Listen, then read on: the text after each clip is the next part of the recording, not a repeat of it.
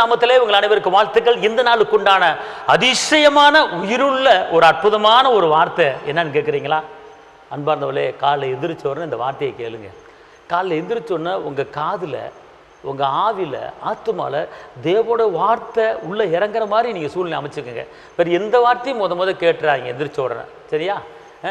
ஏன்னா எரேமியா 15:14 சொல்வது, தேவோட வார்த்தை கிடைத்த உடனே அதை உட்கொண்ட பிற்பாடு எனக்கு சந்தோஷம் சமானம் என்று சொல்லப்பட்டிருக்கிறது. அப்போனா காலைல எந்திரிச்சுன்னா முத தேவனுடைய வார்த்தையை நீங்கள் சாப்பிடுங்க, தேவனுடைய வார்த்தையை உட்கொள்ளுங்க. மனிதன் அப்பத்தினால் மாத்திரமல்ல, தேவனுடைய வாயிலிருந்து வருகிற ஒவ்வொரு வார்த்தையிலும் பிழைப்பான். நீங்கள் சாப்பாடை முன்னாடி வைக்கிறத காட்டிலும் வார்த்தையை முன்னாடி வைங்க. வார்த்தை முன்னாடி வைக்கும்போது சாப்பாடு உங்களை தேடி வருங்க. அல்லேலூயா, அல்லேலூயா.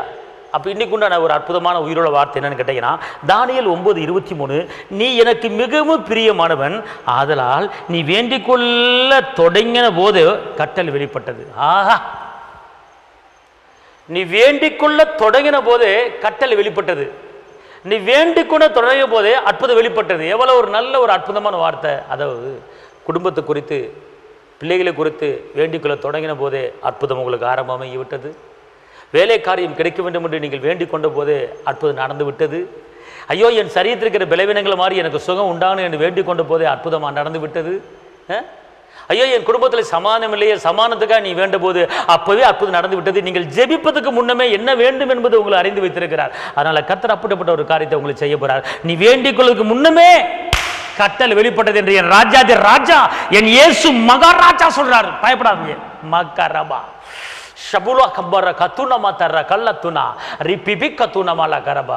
பயப்படாதுங்க. இந்த வசனம் சொல்லுது, எனக்கு மிகவும் பிரியமானவளே, எனக்கு மிகவும் பிரியமானவனே, நீ வேண்டிக் கொள்ள தொடங்கின உடனே பரலோகத்தில் கட்டளை வெளிப்பட்டது. அதாவது என் மகளுக்கு உடனே போய் செய், என் மகனுக்கு உடனே போய் செய் என்று பிதா கட்டளை போட்டார். இயேசு கட்டளை போட்டார். நீங்கள் எந்த ஊரில் இருந்தாலும் சரி, நீங்கள் வேண்டிக் கொள்ள தொடங்கின உடனே கட்டளை அங்கே பரலோகத்தில் உண்டாயிருச்சு. செழிப்பு, உயர்வு, வெற்றி, மேன்மை, திருமண காரியம், கற்பத்துக்கான எல்லாம் கட்டளை வெளிப்பட்டது. எந்த காரியத்துக்கு நீங்கள் கேட்குறீங்க? கட்டளை வெளிப்பட்டது. அதனால் இன்னைக்கு நீங்கள் காலையில் எந்த காரியத்தை குறித்து நீங்கள் கேட்டிருக்கீங்க? கட்டளை வெளிப்பட்டுச்சுங்க, கட்டளை வெளிப்பட்டுச்சுங்க, பர்வதத்தில் கட்டளை வெளிப்பட்டுச்சுங்க. சந்தோஷமா போங்க, தேவன் உங்களோடு இருக்கிறார். அல்லேலூயா. ஜெபிக்கிறேன். தகப்பனே இயேசுப்பா, நன்றியோடு துதிக்கிறேன், ஸ்தோத்திரிக்கிறேன்.